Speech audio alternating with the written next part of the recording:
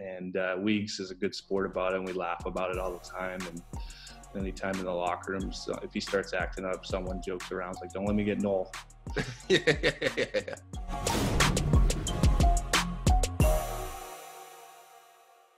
Okay, our next guest is Florida Panthers forward Noel Acciari. Noel, what was happening in your world when everything stopped?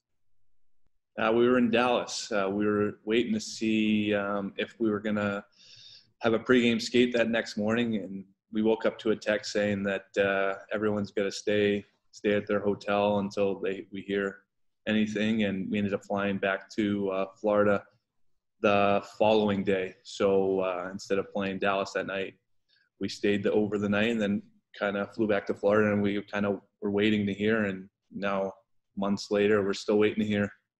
And you're in South Florida, which has really become one of the hot spots. So what's daily life like right now down there?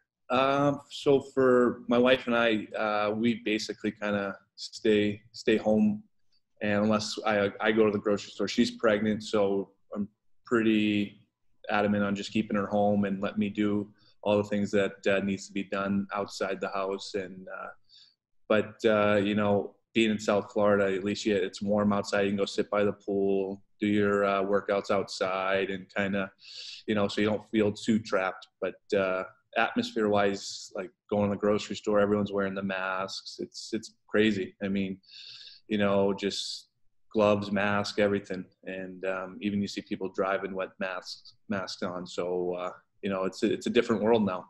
Mm-hmm. And Noel, before the pause, how did you view the state of the current playoff races? It was getting to be right at the end of the season there. Yeah, I mean, things were it was going to be close down the stretch, and as a team, we were feeling good. We had beat the St. Louis Blues right before the pause, and you know, in a 2-1 game, and where we're a team who scores a lot to win games, we played a very good defensive game, and I think, you know, down the stretch, we found our defensive game, and we were feeling good about ourselves. So I thought we were going to be a tough team to beat, and on that playoff push. But you know, everything came to a halt, so kind of stopped us. And to some degree, I think everybody's, you know, any idea works at this point. We're sort of in flip the napkin over territory, and everyone's pitching an idea. And I think, you know, there's upsides and downsides to all of them. In your opinion, how should the NHL play it from here? I feel that, you know, guys want to be with their families, and I've heard isolation and kind of just being by, like, just having the team somewhere. But for me personally, I mean, I have my first baby on the way, and it's due in July. So, but if things were to resume, I think it would be more of a playoffs. I don't think you can finish the regular season. And I think, I mean, if you're going to do something, maybe expand the playoff to 24 teams, and I think that's been talked about. But you know, and maybe do, instead of 7 games, do 3-5 games or something just in the earlier rounds until you kind of get to the, you know, either top 8 or however. But again, you know, I don't know what the CDC, and I mean, it's all got to come from them first to allow us to do something like that. And again, we're just kind of waiting and seeing. And like you said, with your new son coming in July, I mean, that's right around the corner. I mean, would you be willing to play hockey and then go back home with the world in its current state? You know, and that's the tough thing. It's crazy. Like, we're not sure. I mean, we're planning on being back in New England for the summer to have the baby, because both our families are from there. We have family friends and all that. But right now we're here down in South Florida. We're just not sure if one, if the season's going to happen, and 2, if we're having the baby down here in South Florida, we're going to have it in New England. And if the season were to resume, and say I would be taken away, I would fly my wife back with her family down up in New England, so that she had people just in case I had to be away. But you know, it's tough. I mean, having the firstborn, and you want to be there, and you want to experience everything with it. It'd be tough to go back and play and kind of, and you know, you have that in the back of your mind. Your son's back there with your wife and family. But again, I mean, I would play, but at the same time, in the back of my mind, I mean, if the season gets canceled, I mean, there's nothing we can do about it. It's a pandemic, and you know, it is what it is. Yeah, and I'm sure as you keep the group chat going, probably some video games or something, hopping on the headset with the boys. I Yeah. mean, what's the vibe around the league? What percentage of the guys you think would be willing to go, okay, good, we're good to go? And what percentage would go, I don't know about all this? I think it all depends on what the training camps would look like, depending on how long. And I think that would be a major factor. I don't know if guys want to necessarily jump back into a 6-week training camp. I think that's a lot of time added to a postponed season. Whereas I think some guys would rather just do a 2-week to just kind of get back into it and then go for playoffs. But we want to make playoffs. I mean, if we had the chance to be put in, I think as a team we'd want to play. And I would assume, I mean, everyone else would want to jump into a playoff and play. I mean, if you're in the Stanley Cup playoffs, who doesn't want to play in it? But I guess it's just kind of figuring out all the logistics behind it is what the big problem is. I mean, realistically, so I've got a couple of hockey players on. And the point that I keep hearing is that you can't recreate hockey shape without playing hockey. So why is that? What's so different about the shape that comes from being on the ice? I think it's just the movement. I mean, you're skating. You can run, you can ride the bike, but it's not the same as jumping on the ice and just kind of getting muscle memory back. You're skating. It's like your legs are like you can build up your legs with running and all that, but it's just not the same. You still first week back, you're going to be tired on the ice, no matter how much training you did. It's just not the same. And it's tough to explain, but I think if you ask any hockey player, there's no shape like hockey shape. And by the end of the season, you're really in the prime of all of that you're describing. So is there even a way, is it possible to get close to what you were, to where you would have been heading into the playoffs? I think it would be, I think you almost revisit all your systems again. I think it'd be like starting the season over again with this amount of time off. I mean, and not being on the ice for 2 months, you got to be careful for injuries. And, you got to be watching out for that. And guys that their contracts are up this year, you don't want to hurt yourself late in your career by that. So I think there's just so many different things that could possibly happen, whether we play or we don't play. But I think safety is just the biggest thing right now. Are teams having Zoom meetings, or how are you keeping in touch with teammates and coaches and the league as well? How is the communication process happening behind the scenes? We have, we have our group chat, but we have our NHLPA reps. We have one on our team, Mike Matheson, and he is on phone calls, I think, once a week with the PA, and he kind of relays the messages back to us, and we're just kind of waiting and seeing. And right now it's just been pushed, like we're still waiting for the next update. I know it was pushed back previous 2 weeks ago. So I think the next update's coming soon, but right now we're just kind of waiting and seeing what they have to say. But it goes from the NHLPA to our reps to us, and then we kind of just discuss as a team like what's going to happen. But no one really knows until it gets passed down to us. And on the ice too, you had really been hot. I mean, 20 goals. This is a career year for you. What had been working since coming over from Boston?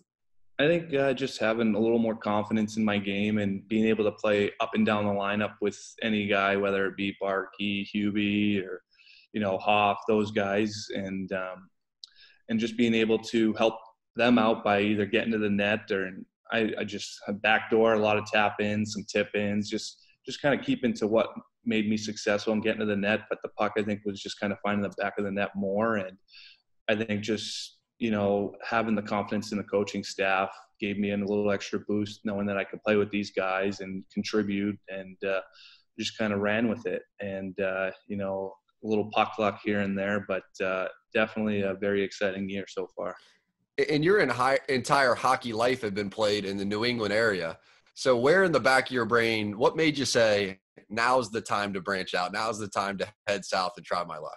Obviously I would have loved to stay in Boston if I could, but hearing what Florida had, and every time we played them in Boston or here, they were a tough team to play against when we played them. And just they have a young young skillful team, and what they were bringing in with Bob and net, and just tighten up defensively. I think, and bringing in Joel, I think is huge. And I wanted to be a part of that and try and rebuild that, the team. And I wanted to be a part and have more of a leadership role, knowing that I'm an older guy on the team and have been in some playoff games and help the team as best I can. And I think that for me to grow my career, I thought it was time to try and move on and just kind of teach what I learned from the Z's, the Bergies, Marshies, a winning organization, to what I could bring to South Florida. And off the ice and in your personal life, I can almost guarantee that you weren't expecting to have this kind of free time right now, specifically as you wait for baby number one and all the things that are happening. What has been the process of having your first child in the middle of what's been uncharted waters for everybody? You know, I didn't know I was going to spend this much time with my wife while she was pregnant and to kind of experience the pregnancy, because as the season goes on, we're on the road more, especially I think the last month we were every other day on the road. So just to be able to experience the transformation from her and just, being able to help get the nursery ready and all that has been pretty special, and just seeing everything that goes into it. And, having my wife having me here is she's happy about that. She wasn't expecting that, and helping take care of her and stuff like that. And the dog, I think he's getting a little annoyed with me. He's the fact that the amount of walks he goes on now a day rather than. But it's a good time to be a dog, isn't it? Exactly. Yeah. No, the dogs are the one coming out of this on top. It's unfortunate with everything that's going on, but it's fortunate for me to just kind of be here and experience the pregnancy more so, and just kind of be around every day and, and just kind of experience that. So this is what we call the lockdown lightning round right now. How about the greatest fight you've ever been a part of? Greatest fight that I've ever been a part of. Let's see. This one's tough. Playing for Boston, I watched Adam McQuaid knock out a few guys. And when he gets that look in his eye, you could see like something's going to happen, and you're just happy at the time you're on his team. But I can't really pin one of those moments, but I'd have to say one of Adam McQuaid's fights. How about one that you're personally in? How often are you involved in fights? Here and there. The one that's always brought up to me is the Mackenzie Weegar and myself fight. And it was a nice icebreaker in the beginning of the season that Spit and Chicklets did. Yeah. But, that's the one that people bring up most for me, the one. And Weeks is a good sport about it, and we laugh about it all the time. And anytime in the locker room, so if he starts acting up, someone jokes around. It's like, don't let me get Noel. Yeah. How about the one thing in the back of your mind you are most looking forward to about becoming a dad here within about the next month? Just excited for, it's a boy, just to be able to, pick up a stick and play around with him, a mini stick or something like that, or just kind of, I don't know, just have him here. During the season, the 9 months was going by quick, and right now it's slowed down tremendously. And now I'm waiting for that July date. And so we could just have him here, and, just really excited for this to happen. And rightfully so. No, we really appreciate you taking this time with us. I know it's crazy times for you, for your family, and please stay safe. Congratulations on everything happening in your personal life. Thank you very much. Appreciate it.